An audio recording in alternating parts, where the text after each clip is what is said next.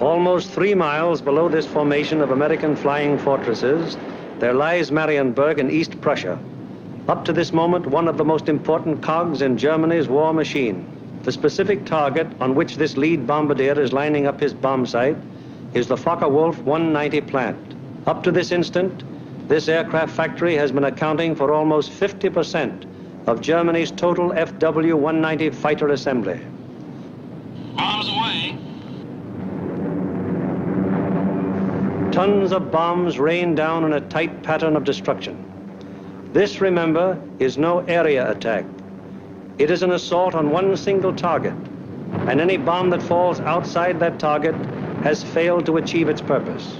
The assembly of fighters in this Focke-Wulf factory has come to a sudden and violent end. To many, the bombing of Germany probably seems to be little more than a series of capricious adventures, one attack unconnected in any way with the one that preceded it or the one that will follow it. It is easy for the average citizen to envision the positions of ground armies because of maps like these, which make the positions of the contesting forces quite clear. It is harder to express so graphically the progress of a bombing program. Yet there is a real line in this battle of Germany, not a geographical front, but an industrial one. In the British Isles, there are the Allied air forces. On the European continent, we have Regensburg, Marienburg, Bremen, Oschersleben, Warnemünde, and Kassel. These are the major German fighter assembly plants, and as such are actually the center of Germany's industrial defense line. However, these are only the places where the aircraft is assembled into the finished fighting machine. Component parts for German fighters are made at Anklam, the Weser Flugzeugbau Works at Bremen, the great Hedderheim Propeller Works near Frankfurt, the aircraft tire factory at Hanover, the CAM ball bearing plant at Paris, and the ball bearing factories at Schweinfurt. Obviously, an assembly plant can't operate if other plants aren't building the parts from which the enemy planes will be assembled. Hulls produced 29% of all German synthetic rubber production and is in fact responsible for 18% of her entire supply of rubber, natural or synthetic. At Bochum, there's a great steel plant producing high-grade aviation steel. Herøya, up in Norway, is a great producer of aluminum and magnesium, metals which figure importantly in aircraft production. At Ham, there are great railroad marshalling yards, having a capacity of 10,000 freight cars a day. Much of the tonnage handled here is closely connected with the manufacture, assembly, maintenance, and repair of enemy aircraft. And so it is all over Germany and occupied Europe.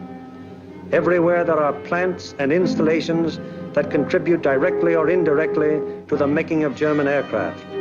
Industrial bastions which must first be ripped apart before the enemy's armies can be destroyed. The smashing blows by the Allied air forces at Hulls, Herøya, Regensburg, Schweinfurt, Hanover, and Frankfurt have had the result of piercing the German industrial line to the extent of 37.5% of estimated single-engine fighter production in September of 1943. If this rate of drop continues, there can be only one result: the eventual disappearance of the Luftwaffe as a defensive force. But these attacks have had other far-reaching effects. For instance, in January of 1943, just when the 8th Bomber Command had started daylight attacks against Germany proper, 42% of the German fighter strength was concentrated in Western Europe, 33% of it in Russia, and 25% in the Mediterranean area. After 10 months of American bombers appearing by day over Germany, the figures line up more like this. On the Russian front, 19%. In the Mediterranean area, 12%. And in Western Europe, 69%. Germany thought it was urgent enough to withdraw fighters from 2 important theaters, all in a vain attempt to save their crumbling industry from the grim, destructive blows of the British-American bomber offensive. That is why the Battle of Germany is being fought.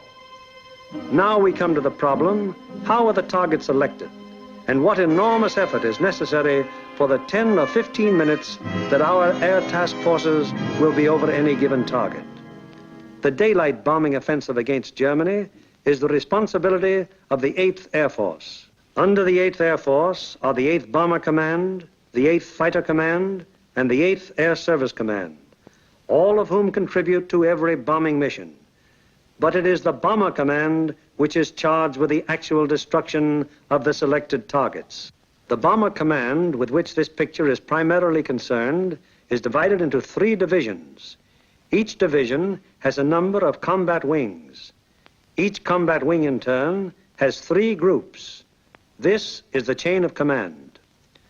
Since the operations which we are to follow, there have been some organizational changes, but they are principally changes of nomenclature and have not affected the broad strategical and tactical purposes of the organization. For instance, what is referred to as Bomber Command in this picture is now the 8th Air Force. Weather is the greatest single enemy of the 8th Bomber Command, for here is to be found the most changeable, treacherous weather in the world. To keep the most accurate possible check on weather conditions all over Europe, the RAF has established vast communication and reporting systems. Weather planes such as this Mosquito and our own B-17s are continually in the air in an effort to know in advance what the weather will be over Europe and the United Kingdom. Men like this supply a major portion of the data from which 8 main weather maps of Europe and of the United Kingdom are drawn each day. In addition, there are 4 upper air maps and 8 maps of a miscellaneous classification.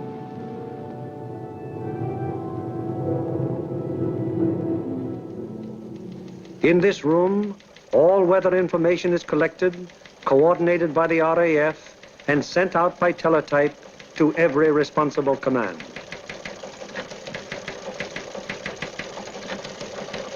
This is the weather section in the operations block at the Bomber Command. Here, the information gleaned from the weather stations is put together and correlated into weather maps.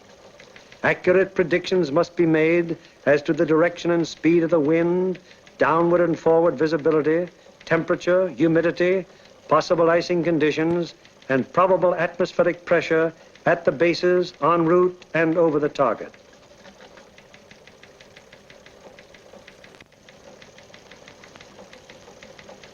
Upon the findings made in this room will depend whether or not there will be an American bombing of a German target tomorrow.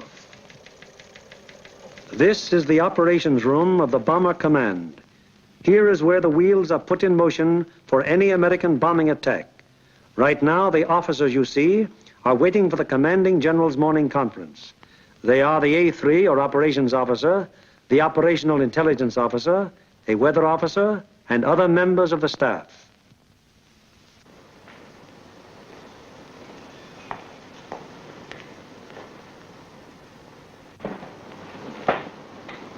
What's the weather prospects today, Major? It looks like most of Germany will be pretty good, sir. But we have a warm front approaching from down here, which we do not expect to affect the bases until late in the evening. How's the weather at Anklam? At Anklam, sir, we expect 2 to 5 tenths of low cloud and small amounts of middle and high cloud above 18,000 feet. Visibility 6 to 8 miles. How about Marienburg? At Marienburg, 2 to 4 tenths of low cloud, little or no middle or high cloud, visibility 6 to 8 miles. What will it be at Danzig and Gdynia? At Danzig and Gdynia, sir, 2 to 5 tenths of low cloud, 2 to 4/10 of high cloud above 23,000 feet. Visibility in there about 5 miles. Give me the map of Anklam and the picture of the aircraft factory there. Yes, sir.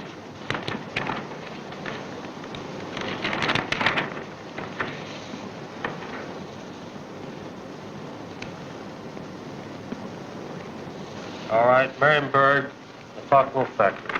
Yes, sir.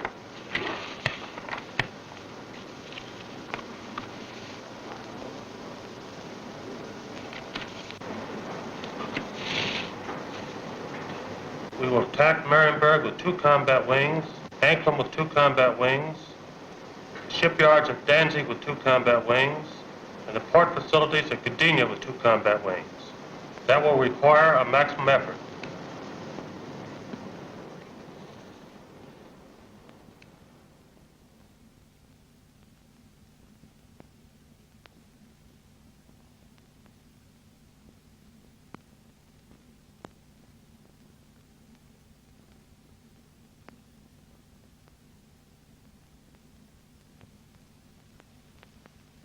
Now the various specialist officers then go into action.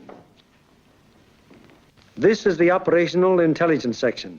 Here are target files containing complete information as to the type, construction, and vulnerability of the targets. This data is gathered both from photo interpretation of aerial pictures and from confidential ground sources. On the basis of this information, the aiming point for the attack will be selected. The aiming point is a building or installation in the approximate center of the target. Here, operational research experts are minutely studying the architectural and construction details of the targets.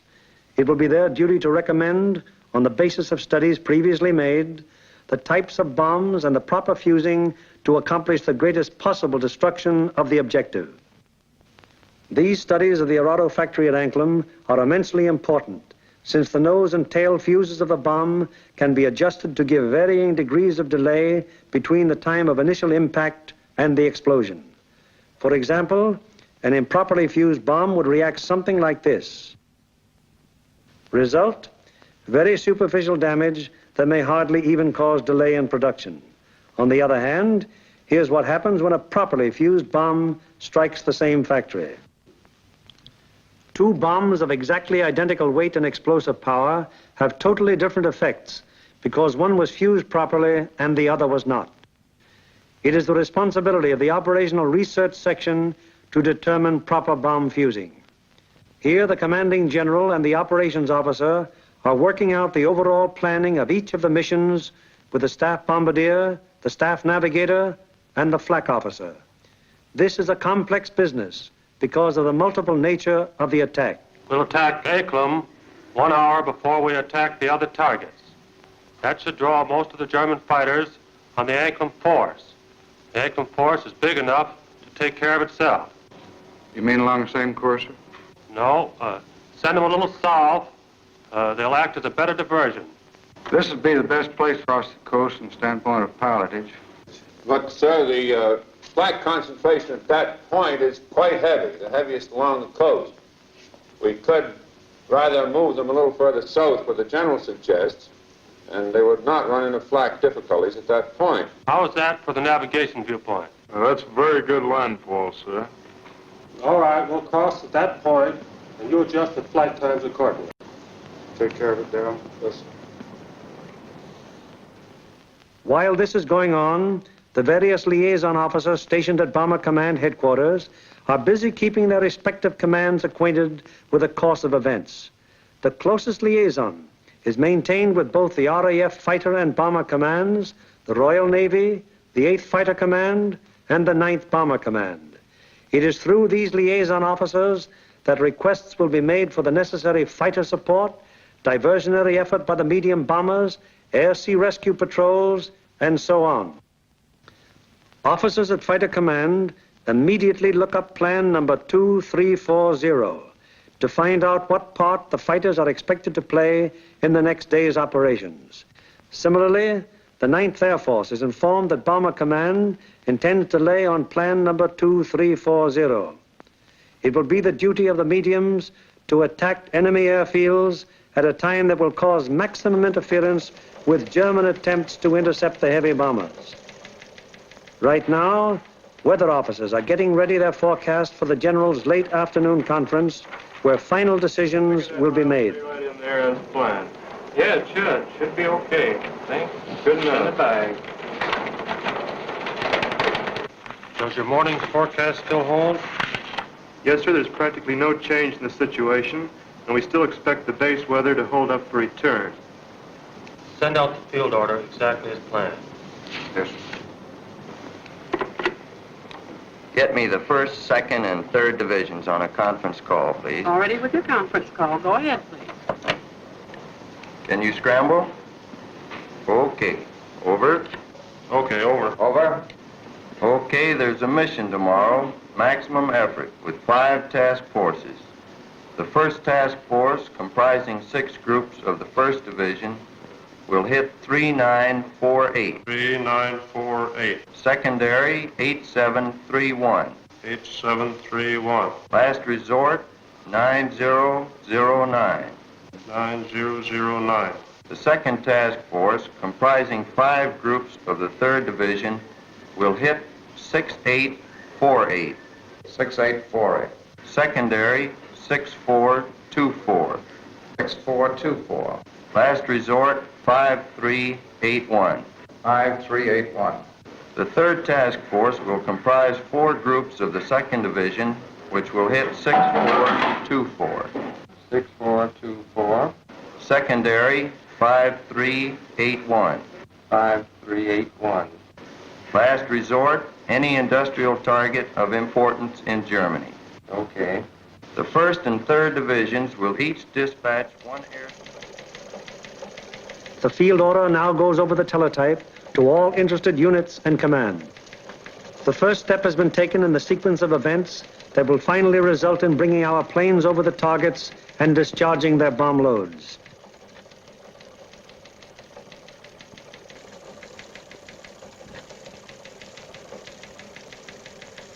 Command has conceived the mission and laid out general plans and routes. Division now plans in detail what command has ordered. The actual time of assembly of the various task forces is determined. The combat wings are assigned to their specific task forces, and the routes from assembly to rendezvous points and the target are charted. Many considerations go into the selection of the routes. Here is the commanding general of the 1st Division, which you will remember has 2 targets for tomorrow, Anklam and Gdynia. Control point here at 0 hour. Another control point here for the northern unit, 0 plus 40 minutes. The other friendly... From that timing, where will that put our northern force at the time that our southern force hits the IP? The northern force should be about the east coast of Denmark at that time, sir. It looks like we're going to catch all the fighters on the southern force, aren't we? Looks very much that way, sir. I think we'd better bend that route around so it's headed towards Berlin. If we can pin those German fighters down in Berlin until we can get started home, they'll never catch us. At the 2nd Division, the target for tomorrow is Danzig. Danzig, eh? That's fine. How many ships will we have for tomorrow? Well, sir, if you recall, General, on our last mission we had heavy battle damage, and not all those aircraft are repaired yet. Call up the wing commanders and have them put pressure on the groups to get their maintenance crews to work on these ships tonight and get every possible airplane on the line in the morning. The 3rd Division, which will have for its targets Marienburg and Gdynia. Looks pretty good, sir. We're going to be right over a lake there for a good checkpoint at the turn. We're going in against the sun. The sun will be at our back, sir. Defenses at the target. Major Frost, what about the flank defenses? Sir, at the upper target, there are 24 guns. That approach is good. The lower target isn't defended by heavy guns. No heavy guns whatever at Marienburg. None, sir. The division's operations officer bases his precise plans on aircraft and crews available at the various groups. He then calls the combat wings to give them advance information before the field order actually arrives. Operator, give me combat wings for the conference, please. Okay. Scramble. Over. Okay. Over. Over. Over. For tomorrow, 1st Bomb Division will be called on for 2 task forces. 1st task force will be made up of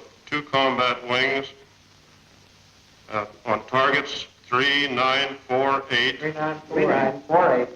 8731. 8731. Last resort 9009. Lead group in this task force. Okay, ready to scramble? Over. Okay. Over. There'll be a mission tomorrow, and I want 2 groups from each combat wing. The target will be primary 6424. 6424. Secondary 5381. 5381. The last resort will be any industrial target of importance in Germany. Okay.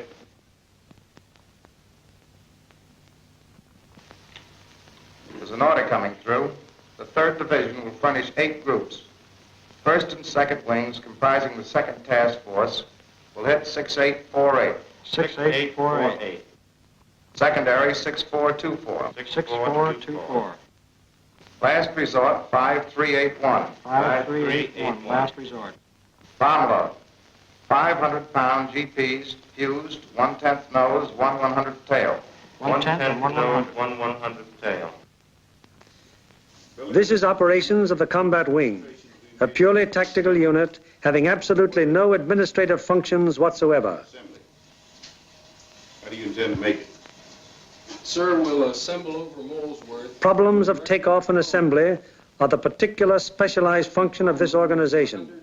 It is the primary business of the combat wing to get the airplanes of its group into the air at the proper times and to get them assembled once in the air. Field order requires that we provide the 2nd Combat Wing and the 2nd Air Task Force. 89th Group will lead, 81st Group will be high, and the 63rd Group will be low. That means that Colonel Whitten will lead the combat wing on this mission? That'll be fine. The Bomber Command has asked for a maximum effort. That means every available plane is to be gotten into the air. Ramsey, this field order has called for 3,100 gallons for the H's due to the distance. Now, they've called for maximum bomb load. How about that for the weight? I think we'd better put 8 bombs in the H's and 12 in the D's. That keeps us around 65,000 pounds. How about the CG? CG is well forward, and I think it'll work out very well because we've been down low for a long period of time. All right, we'll have 8 in the H's and maximum in the D's. Most of the groups are going further than an American bomber has gone before. Combat wings must work out precisely the maximum bomb load in relation to the required gas load. Decisions made in this and other matters are added to the division's field order and passed on to the groups, the ultimate tactical unit, to the men who get the planes in the air and fly the mission. On the basis of the alert telephoned down to the group by the combat wing, the various agencies necessary to get the planes airborne on their mission wheel into action. Intelligence, operations, weather, signals, group navigators and bombardiers have the grave responsibility of passing on and making clear to the combat crews the vital target and route information furnished by Bomber Command and Bomb Division. The proper information folders, maps, weather maps and charts, and photographs have to be selected by the various group officers, and then the information therein passed on to the crews. In dispersal areas, ground crews are getting their planes in condition to fly the mission. The normal work of keeping an airplane fit for operation is enormous, even in peacetime. When you add to this already great job the element of battle damage, the problem becomes gigantic.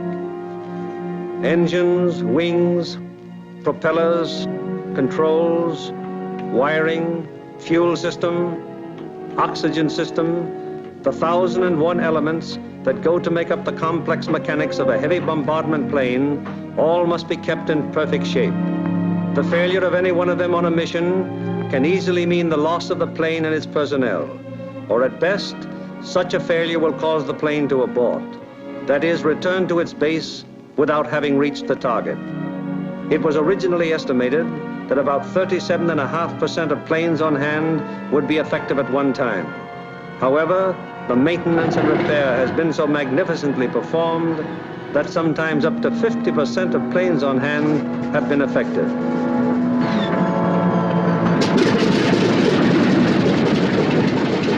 ordnance is already at work, getting the bombs in their racks and loading ammunition onto the plane.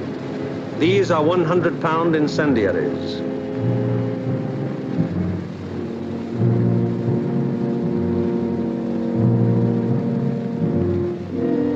These are 500-pound general-purpose bombs. And these are 1,000-pound GPs.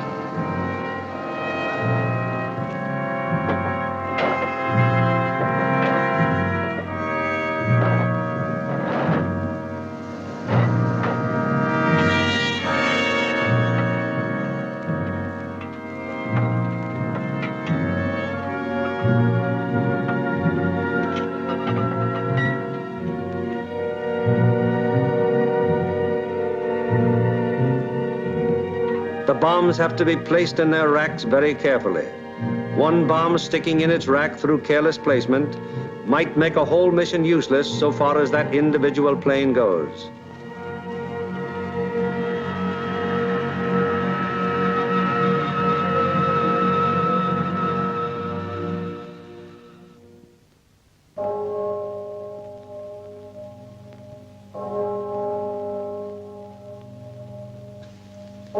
Three o'clock in the morning. All over England at this exact moment, American air crews are being roused from their sleep. Okay, fellas, roll out. We have a mission this morning. Breakfast in half an hour. Captain Kirk, Captain Thompson, Lieutenant Bushka, Ackerson, Alloway, and Hawker scheduled to fly. We'll snap it up. 3 o'clock. This is a hell of a time to get a man out of bed. Said it, Doc. Come on, you drips, out of bed, breakfast in half an hour. Come on, Nick, rise and shine. All right, you dodos, let's go. This is it. Okay, fellas, let's go. Come on, Swifty, get it out. Let's go. Go, you guys. Hit the deck. Breakfast at 4, briefing at 5. Let's go. That's fine, just when I had a 48-hour pass coming up. Can't, you guys. You're running my beauty sleep. Through the cold of the English early morning, the combat crews go to their mess. They have no idea where they're going yet, but they know they'll be taking off in about 4 hours.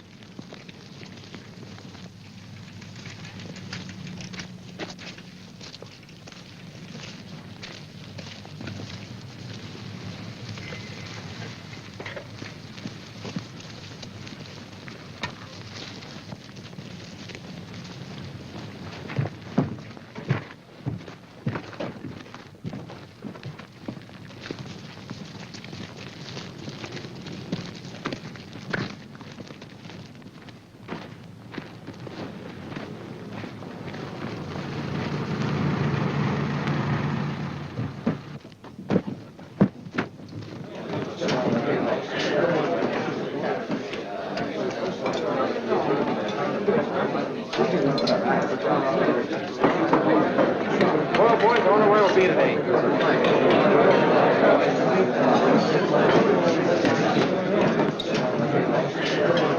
How do you figure those Jerrys will be today? What do you think, Dove? They'll be shooting at us. Sometimes I don't think those Jerrys got proper respect for us. Well, what do you expect, Buster, the way you shoot? Gee, look who's talking. You couldn't hit a cow in the flank with a bow feather. Yeah, well, how about those 2 Jerrys I slapped down over Swineford? I'll tell you what happened there. They heard that I was on tail guns and they fainted from fright, that's all. And so it goes. The 4,000 men who will go on this mission all know it will be a rugged deal. For some of them, it's their first mission. Others are veterans of many. Happy to get through. Now, at all the groups in the bomber command, the air crews are assembling in the briefing rooms to learn the target for today. Okay, boys, let's go.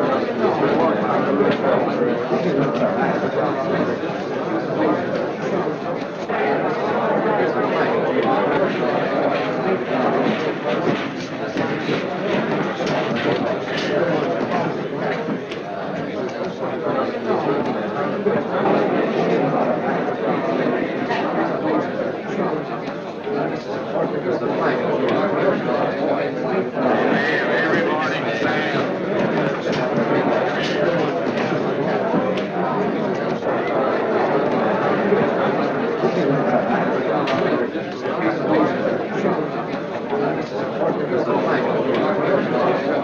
This is the briefing room of the 303rd Group. Here in a few minutes, the nature, locale, and route of today's mission will be made known to the men who fly it.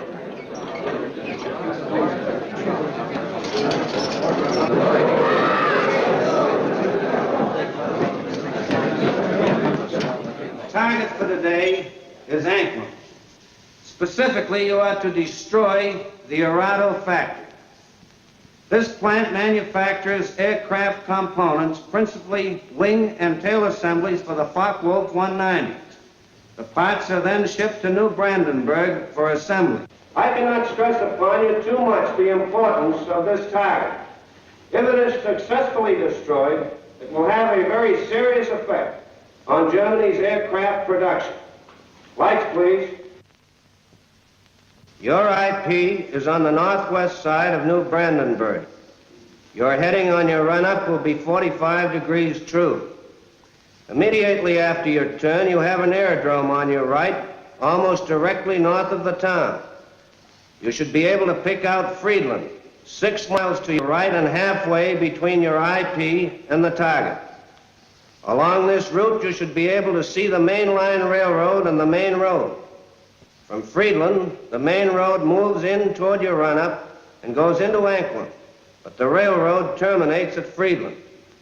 Shortly after passing Friedland, you will see a peculiarly formed wooded area on the right of your course. From here, pick out the aerodrome slightly southwest of the city and the intersection of the main railroad and the Peene River just outside of the town to the north. Night target map.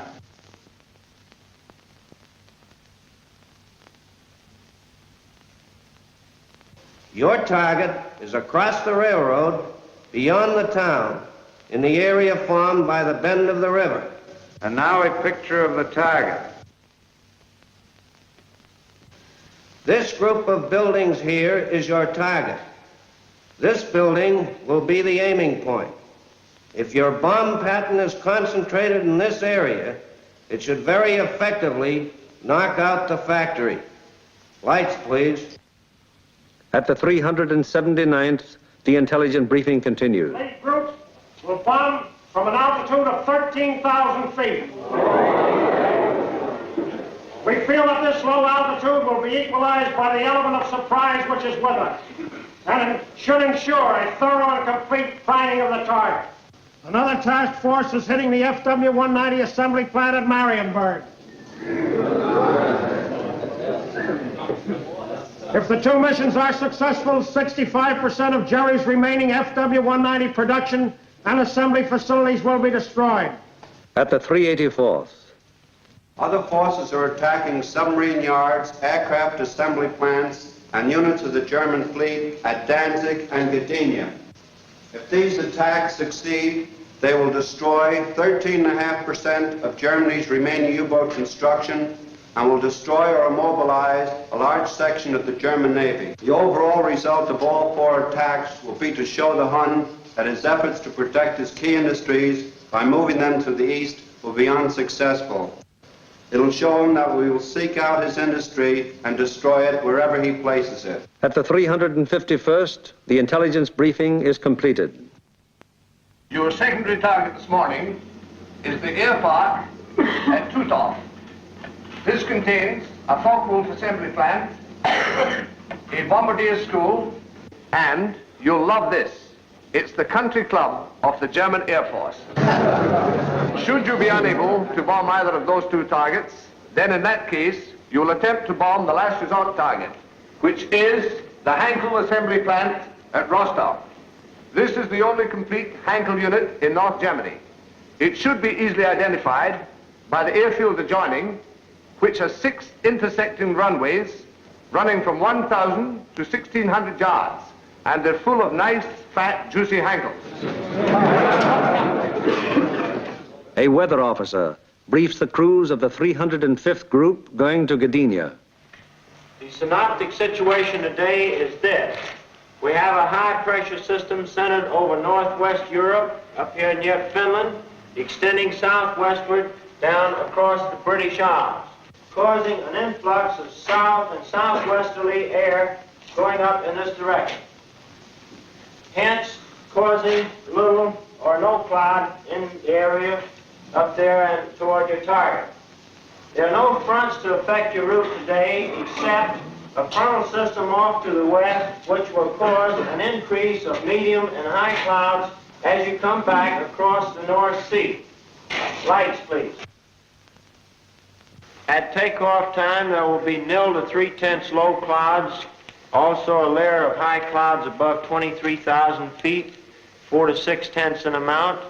Also a middle layer of clouds in there between 10 and 12,000 feet. These medium and high clouds decreasing out over the North Sea to 3 to 5/10 each in amount. The low clouds will increase as you go out toward the North Sea to 3 to 5/10. Base 1,500 to 2,000 feet, tops 4 to 5,000 feet. There will be some fog patches over England, visibility 1 to 2 miles, except in those fog patches 500 to 1,000 yards. Visibility increasing rapidly out over the North Sea and the remainder of your route to 4 to 6 miles. The high clouds continuing 3 to 5/10, and also the middle clouds on toward the target, decreasing to 0 at the target. Low clouds continuing 3 to 5/10, decreasing to 2 to 4/10 at the target, base 2,000 feet, tops 5,000 feet. Visibility 4 to 6 miles. The temperature at bombing altitude minus 26 degrees centigrade. The freezing level on your route out 12,000 feet over the North Sea with light rime in the middle clouds. As you return back to base, that freezing level will lower to about 7,000 feet, continuing light rime in your middle clouds. Now on the return route, weather will be very similar to your route out, except your clouds increasing in amount as you proceed back across the North Sea. Base on return, visibility 4 to 6 miles. A flak officer briefs the 389th Group of the 2nd Division going to Danzig. Now, gentlemen, this morning, because we are going to cross the Danish coast at such a relatively low altitude, we've planned the route so as to avoid as much flak as possible. At any rate, any flak that you do encounter will be merely a deterrent in nature. However, you can expect heavy flak batteries at a place where we make landfall here at Namindegab, about a mile south of Kors. Also, there are known to be other heavy batteries 8 miles south of Kors there on the coast at Hem. Other batteries are known to be located here at Korsor, 20 miles south of Kors, on the island of Skellum. From then on to the target, you will have very little flak. Now, while you're crossing the coast and when you're over aerodromes and cities in Denmark, you are advised to take evasive action. Now then, when you get to the target itself, your anti-aircraft fire from the ground will be known to be supported by fire from naval units. Now, for those of you who have never been fired on by a naval unit, I want to add that naval units can put up a hell of an intense barrage, and you want to look out for it. An operations officer briefs the crews of the 94th Group of the 3rd Division. This group is leading a formation to Mariensburg today. The 880th will be high group and the 764th will be low group. Bomb load of each ship will be 3 1,000-pounders, used 1/10 nose and 1/100th tail. Get that, bombardiers. You'll also carry 5 M47A incendiaries. You'll have full Tokyos, 1,000 gallons extra. Takeoff will be normal, assembly 1,000 feet over the field. After takeoff and assembly, proceed up this line to this point. This will be your combat wing assembly line. You'll leave the coast at this point here, that's splasher 15. Let's not have any stooging around over England, it's a long haul. The 57th Combat Wing will follow us today at a 3-mile interval. Now to the 95th Group. B-26s will be hitting the Lille area and the lowland at approximately 0 hour minus 40 minutes. One group of P-47s will strike the Warden area and join us for escort on the way out, joining us at approximately this point here. All other forces are using approximately the same route today. Just one point, that's that the Anklam force will probably pass us coming out as we're on our way in. You should see plenty of air activity. Let's hope that most of it is ours. The climb will commence at the English coast, climbing at 150 miles an hour, 100 feet per minute. We should reach bombing altitude approximately at the Danish coast, and under no circumstances should the Danish coast be crossed at less than 12,000 feet. We will drain Tokyo's as soon as possible. We should have plenty of gas. We figure approximately 400 gallons overload. At the 100th, the operations briefing is completed. Fly loose formation today with groups echelon to the right until a point 75 miles from the enemy coast, where normal combat wing formation will be assumed.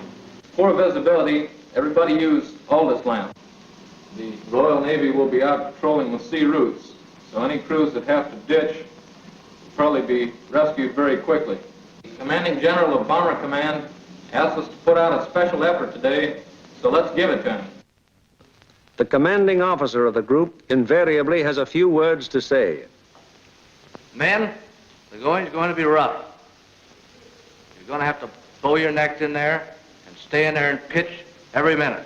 Now, gentlemen, this is the type of target you don't want to have to go back after the second time. If you fly a good, tight formation, get a good, dense pattern on that target, we won't have to. This Anklam crowd down here may pull most of the fighters off of us. However, that's just a guess. So particularly for you gunners, you've got to be on the ball from the Danish coast onto the target. Flak will be heavy, probably accurate, but you've been through worse before. Remember that your biggest enemy is still the single-engine fighter plane. Now, you bombardiers, take your time in going in on your releases. And don't allow the flak to worry you. It's merely to break up your formation. Now, if you get in any trouble up in this area, remember you can always board a Swede. Get on, it's a neutral country. And it's close over there. Could be rough. I don't think it'll be too bad. And whether it's easy or rough, I'll be sitting out in front, taking the whole works in.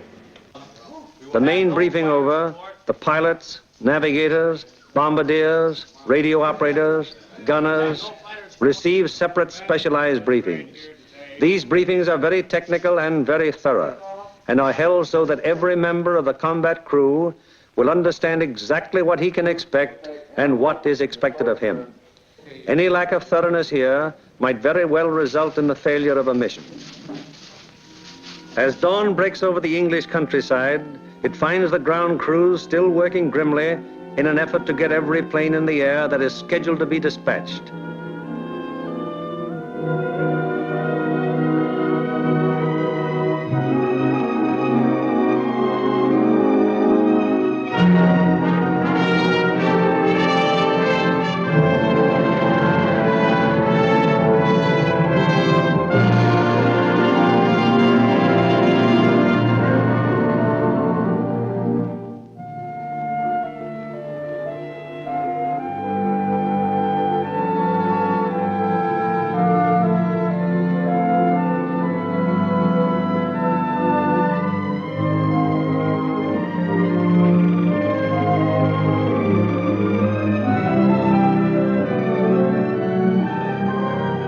These men take as fierce a pride in their planes as do the air crews.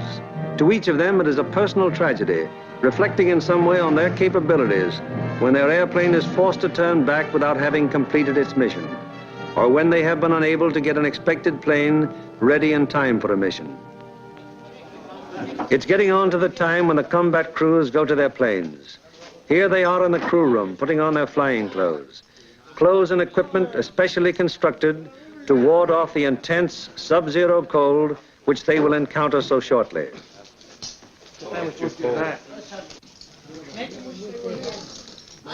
All aircrew members receive escape kits containing equipment that will help them get back to safety if they are forced down in Germany or in occupied territory. The pilots, co-pilots, navigators and bombardiers are also issued battle folders containing the maps which will be of such vital importance to them in the prosecution of the mission. the men turn in all personal papers and valuables, which might serve to give the enemy information in case of capture.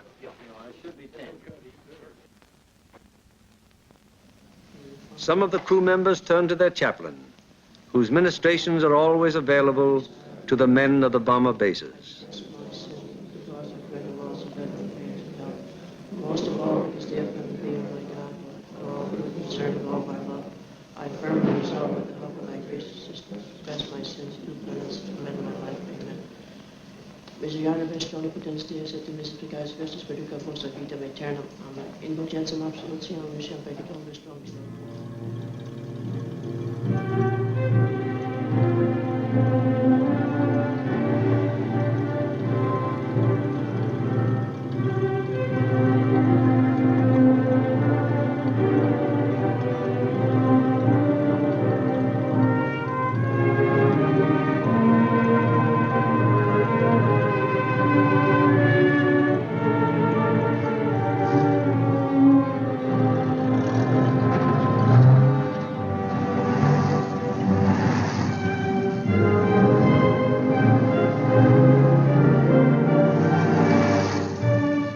So changeable is the weather in the European theater that sometimes widely varying conditions will be found on fields only a few miles from each other.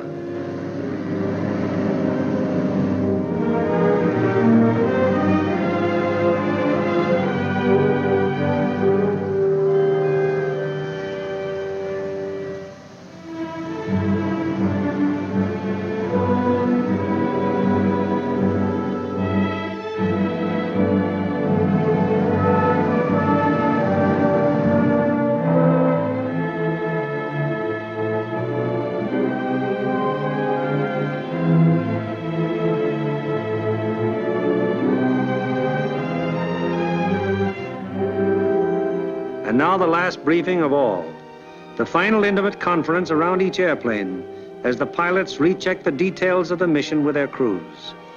Crew members have ceased to exist as individuals.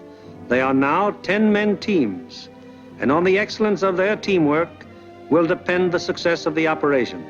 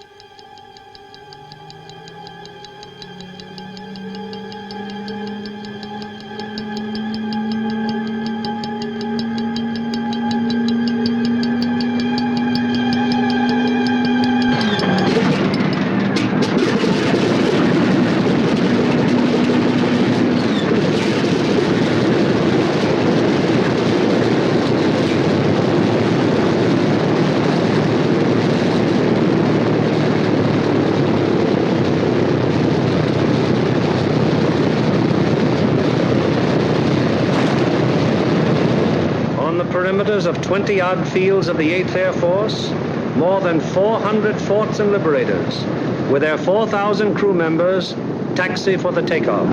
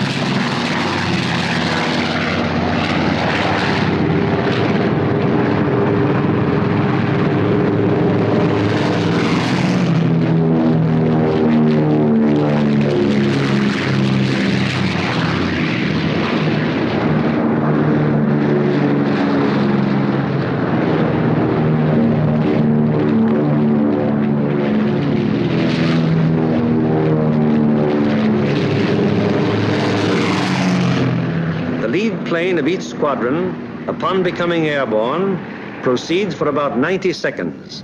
It banks sharply to indicate its turning point, then goes into a slow left turn. Each successive plane in the element turns as soon as the pilot sees the plane in front of him turn. The element of 3 planes levels off at 1,000 feet and returns parallel to the takeoff runway at a distance of about 2 miles. Here the elements start to assemble into squadrons of 6. Continuing to circle the field, the squadrons then go to 2,000 feet, where the group assembly takes place. This accomplished, the group now moves on to the combat wing assembly point. Here is how the group stacks up from the side. The group has a depth of 850 feet. This is how the group looks from above. In the lead squadron, the second element is flown with the nose of the leader slightly behind and to the right of the right wing aircraft, first element. The lead plane of the high squadron flies even with the lead plane, second element, lead squadron. The second element of the high squadron flies with the leader's nose just behind and to the left of the left wing aircraft, first element. Here is the group as an enemy fighter pilot sees it, from head on. The first element of the lead squadron is stacked high left and low right. The first element of the low squadron is stacked high right and low left. Likewise, the first element of the high squadron is stacked high right and low left. All second elements are flown low. The second element of the lead squadron is stacked high left and low right. The second elements of the high and low squadrons are stacked high right and low left.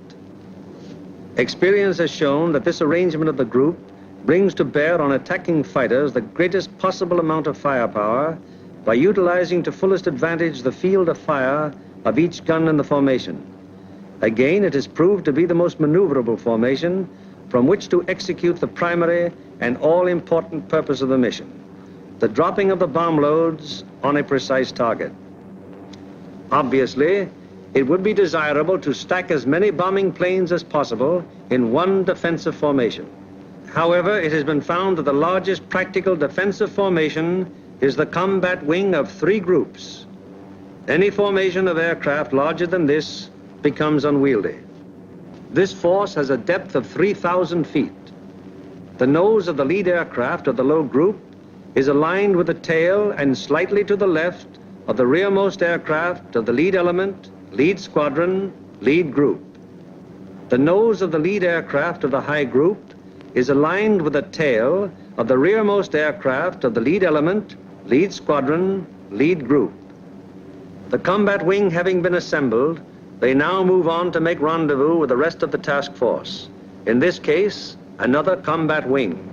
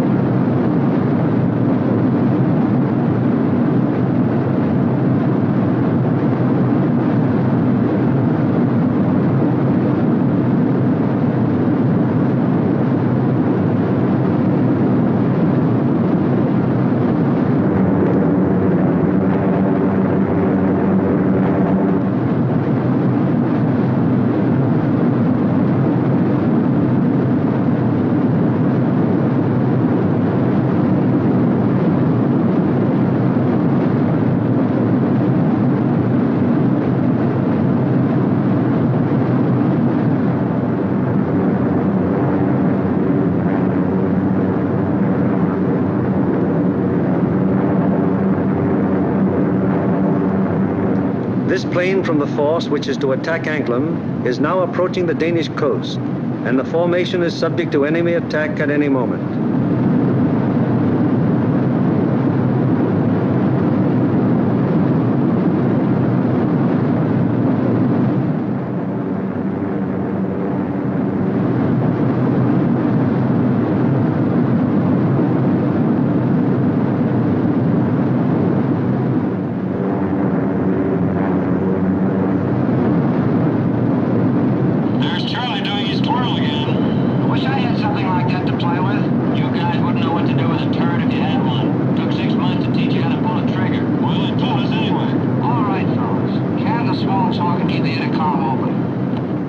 It is now 10:30 hours, and Denmark has been penetrated to some distance without any great opposition as yet. So far, there has been only some light and inaccurate flak at the coastline. Some flank guns have opened up on us.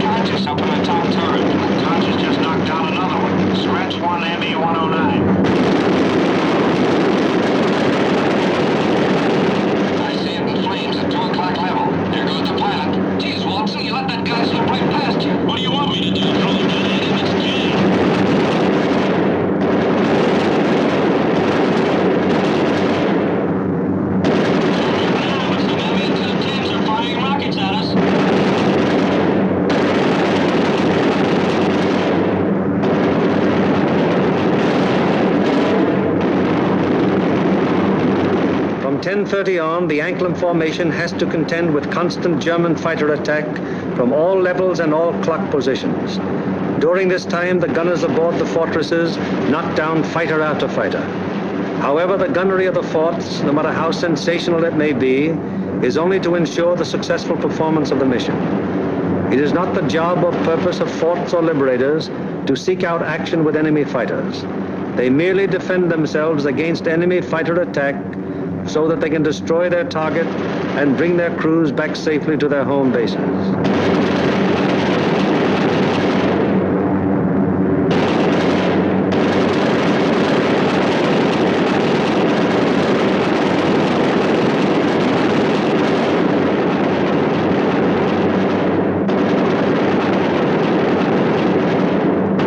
An anxious moment comes now for the lead navigator and bombardier. The formation is approaching the initial point. That is the point where the wing will turn off and make its bombing run on the target. Upon proper navigation to this point may rest the success of the entire mission. Pilot to left waist gunner. We're over the IP. Release flares. Waist gunner to pilot. Roger. Once the combat wing has reached the IP, it breaks up into 3 component groups, for the wing formation is too unwieldy for a unit bombing operation. As the IP is reached and the lead airplane of the lead group is about to make the turn, it fires 2 red flares, spaced 5 seconds apart. Then the group makes its turn onto the run-up. The low group goes on straight ahead for 20 seconds, then makes its turn. The high group proceeds for 20 seconds beyond the low group's turn, then it turns on to the run-up. The most critical defensive period in the mission has begun. The wing, to accomplish most efficiently its primary purpose, the bombing of the target, has sacrificed its mutual defensive firepower, and the groups are thrown on their own. Now the crucial moment is almost here, the moment around which the entire mission revolves.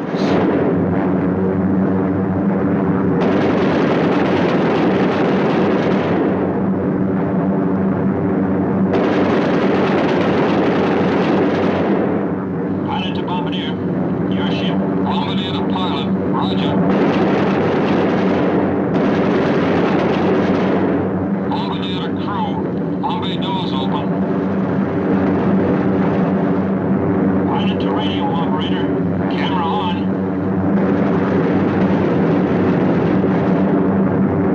The bomb bay doors open, the group is committed to its attack. No evasive action may be taken until the bombs are away. And at this time, the formation is most vulnerable to attack, both from flak and enemy fighters.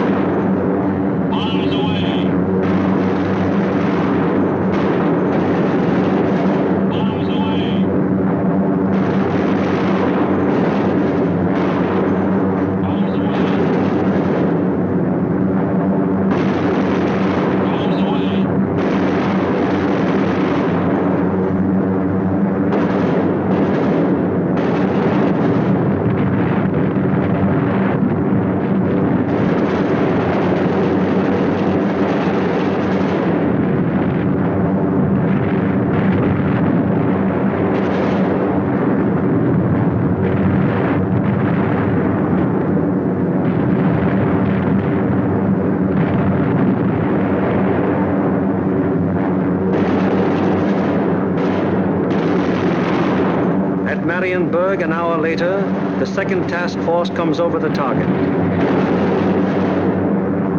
Bombs away.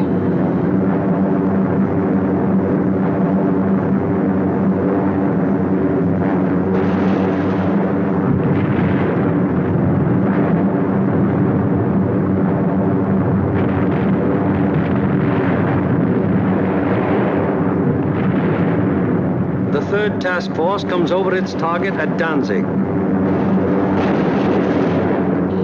Bombs away.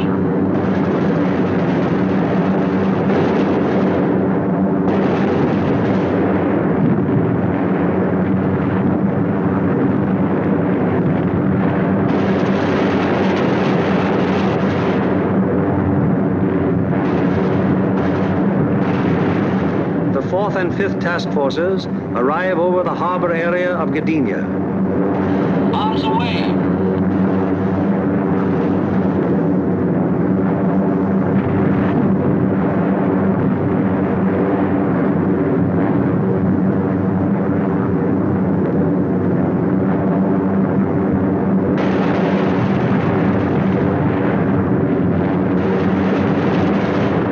Bombs away on primary at 1142 hours.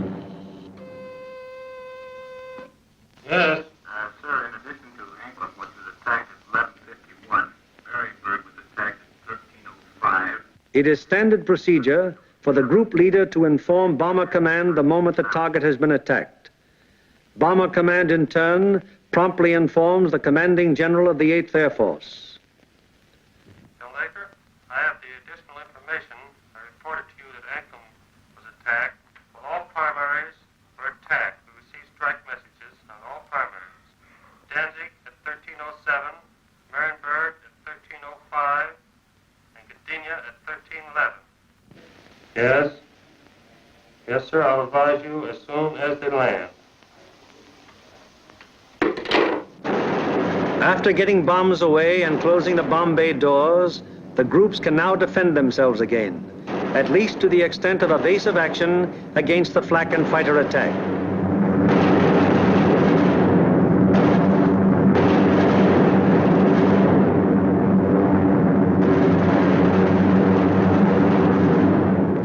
The lead group flies a straight course for 15 seconds before turning off to the rally point. The lead group then proceeds to the rally point at an indicated airspeed of 155 miles per hour, making S-turns meanwhile to permit the trailing groups to catch up. The lead group crosses the rally point at a height 1,000 feet lower than bombing altitude. The succeeding groups will close with the lead group as quickly as possible to regain the defensive combat wing formation. The following groups need not necessarily pass exactly over the rally point in regaining wing formation. In the meanwhile, the Marauders take off to fulfill their part in the day's operation.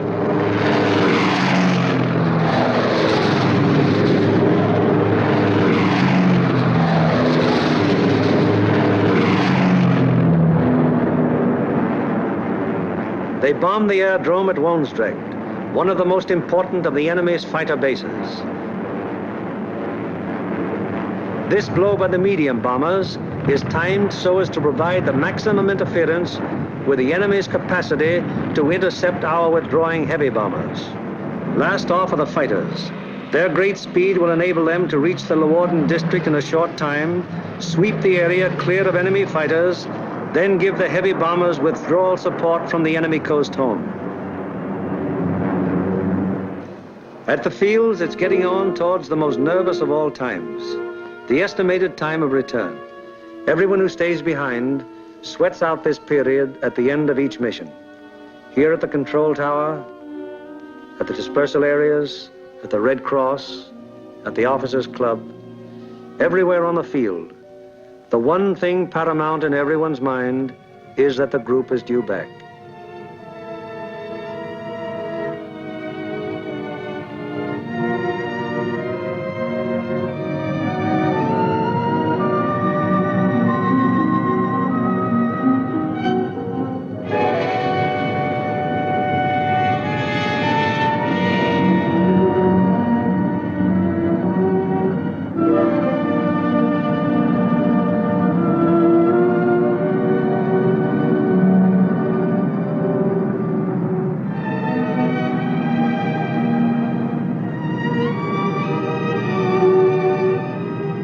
Went out to attack the target.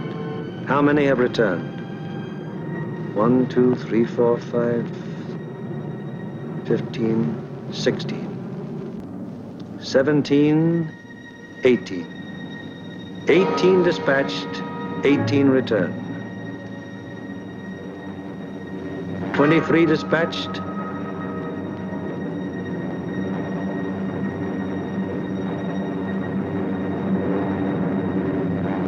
23 returned. However, there are other groups which weren't so fortunate.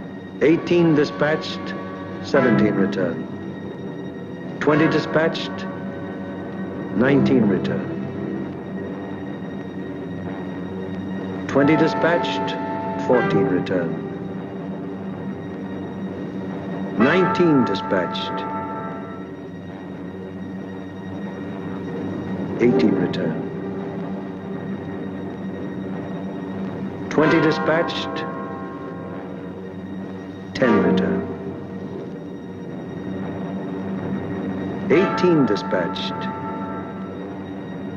8 returned.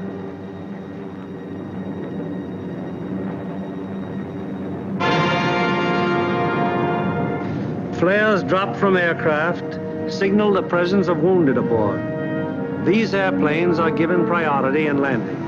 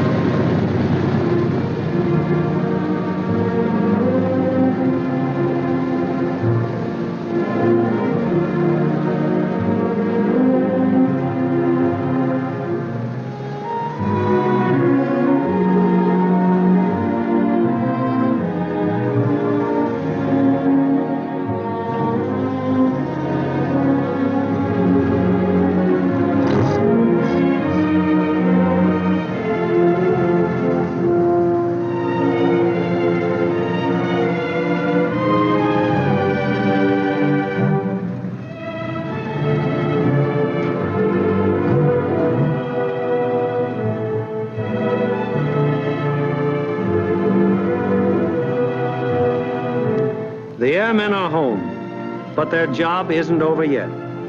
Before they can go to their billets for a well-earned rest, they must first undergo one of the most important phases of any mission, interrogation. It is highly important to question the crews at the first possible moment after the mission, while their impressions and memories are still fresh.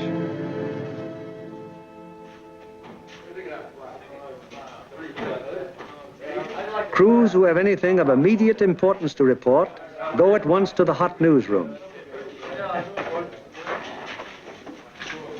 Hello, boys. How are they?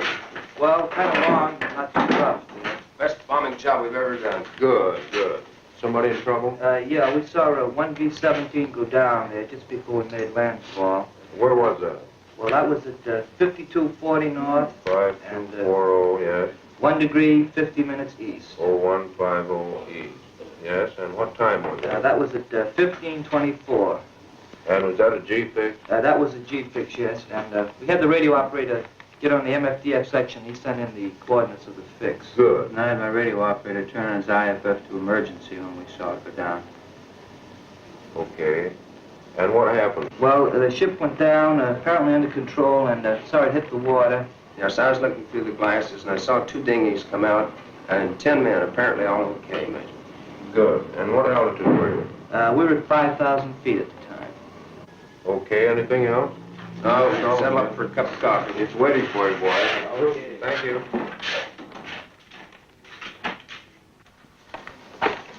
Third Division, please. We got Smitty, I got a B-17 crew down the dinghy. Thanks, Bill. 16 group, please. Special aircraft priority. Flight control, please. 16, bomb division here. We have a B-17 reported fixed at 52 degrees, 30 minutes north, 1 degree, 30 minutes east. That's right. He was seen to ditch, yes. He was seen to ditch at 15:24 hours by the reporting aircraft. 2 dinghies were seen to break out, and 10 men got into them. The reporting aircraft is at 5,000 feet. Yes, that position's an MF fix. Okay, 16. Thank you.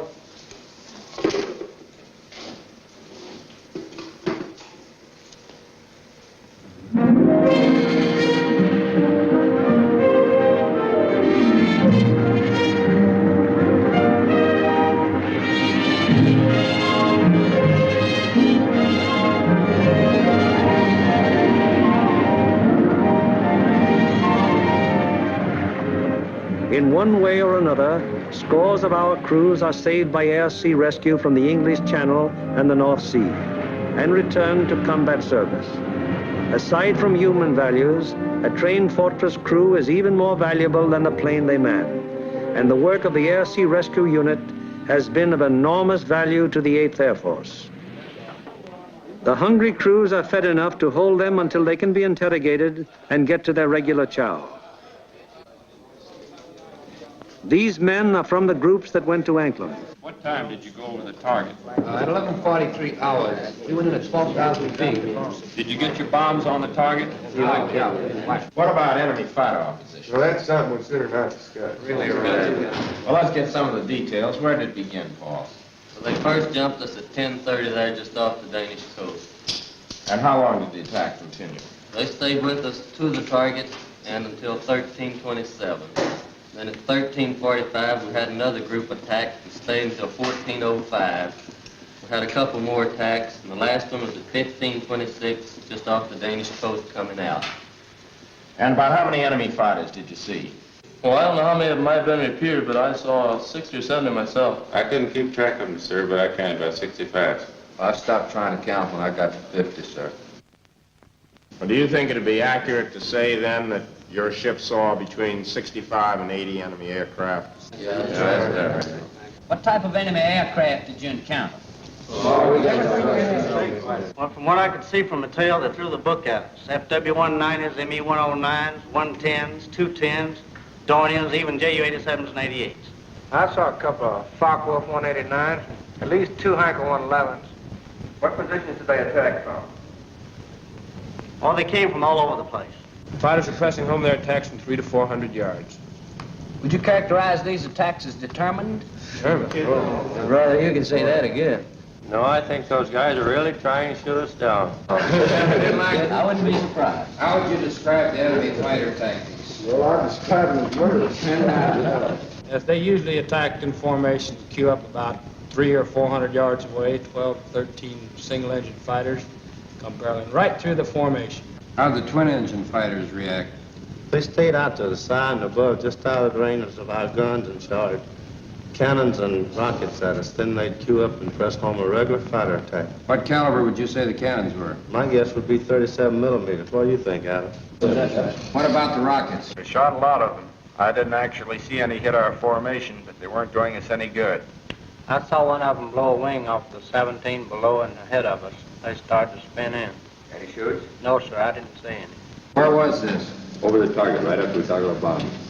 Fellows notice any distinctive markings on the enemy aircraft? Yeah. Oh, quite a few. There are a number of FW-190s, mostly yellow noses, some white noses.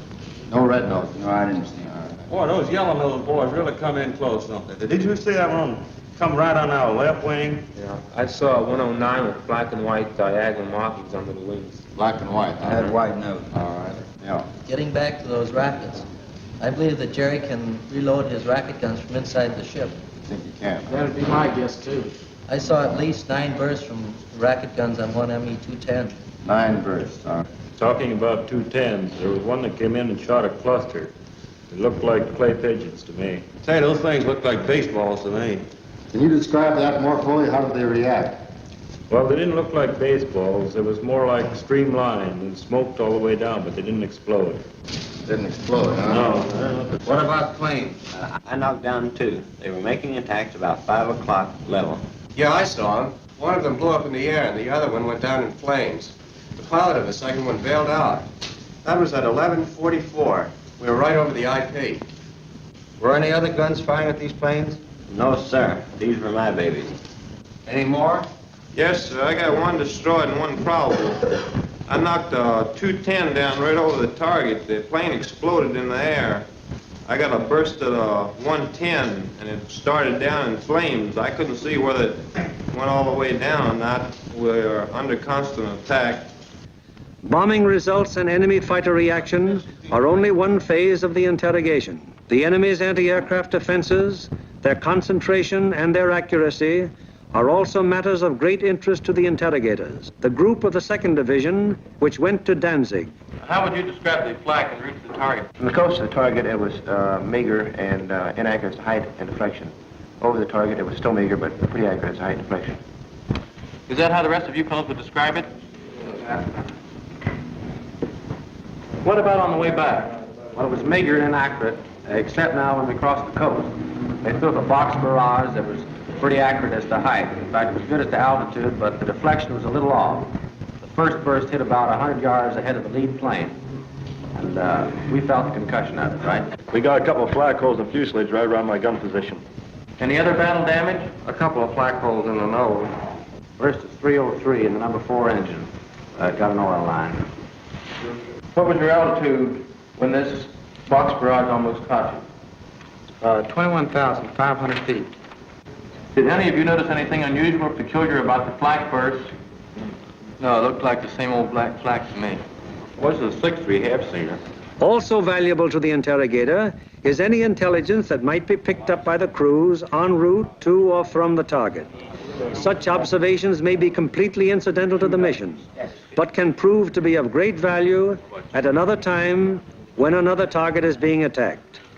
Let's find out what the force attacking Marienburg discovered on their way to and from the target. This smoke screen at Danzig, where did that emanate from? Well, it looked like to me it was coming from off of floats and boats here with smudge spots on them, anchored just a little ways off the coast. Yeah, Ernie, they were shooting it up from the ground, too, and it get up so high and That burst and mushroom out. Would you say it was effective?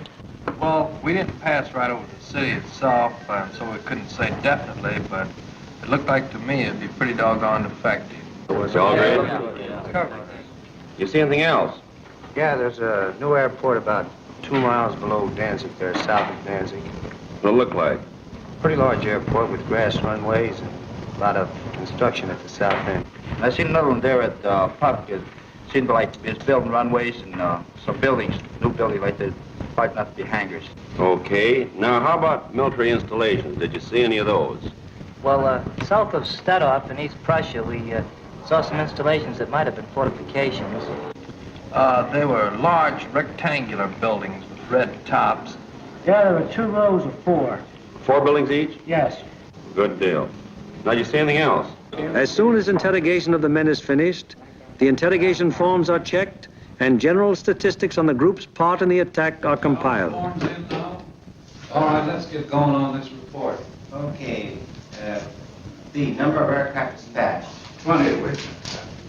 C, number of aircraft attacking the primary target. 20. Hello, I want the A2 duty desk. Hello, this is Norgan 492. Got flash teletype report for you. You ready?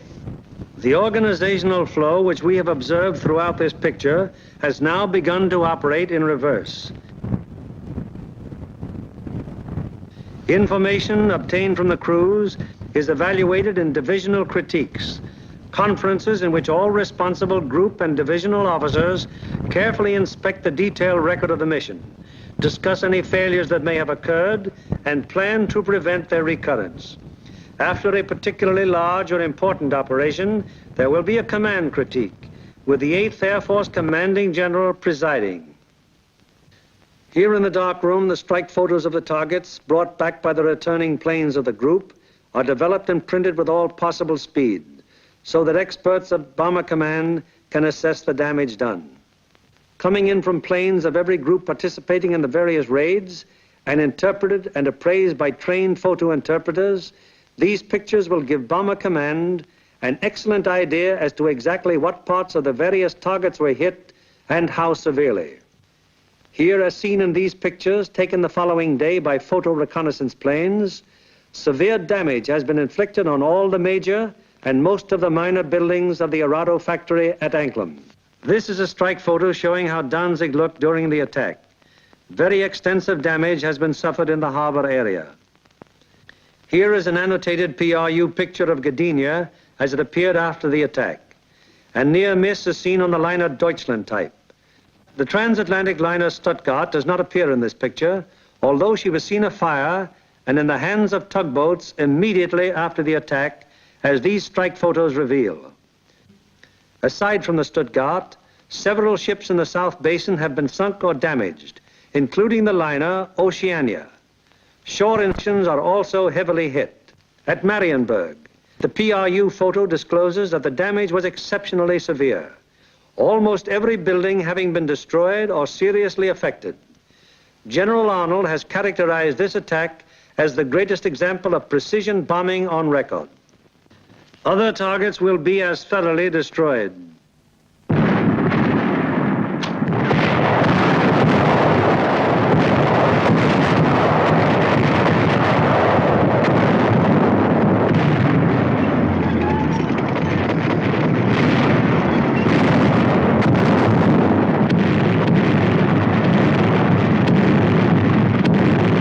Today, while the invasion armies are pressing the Battle of Europe, the Battle of Germany continues.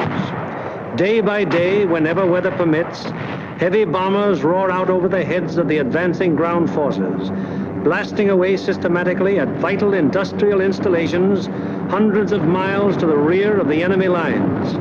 Now, in contrast to earlier days of strategic bombing, when forts and liberators fought their way alone, fleets of long-range fighters, Mustangs, Thunderbolts, Lightnings, convoy the big bombers all the way to their targets, targets which may be anywhere in German-occupied Europe. The flood of supplies, so necessary to the survival of an army or a nation, synthetic rubber, steel, food, fuel, textiles, this flood is gradually being reduced to a trickle. And finally, even this thin, inadequate stream will die away. Then the German armies in the field and the German workers on the home front will have no food for their stomachs, no clothing for their bodies, no metals for their machines, and no fuel with which to run them. Then the Battle of Germany will be won, and with it, the Battle of Europe.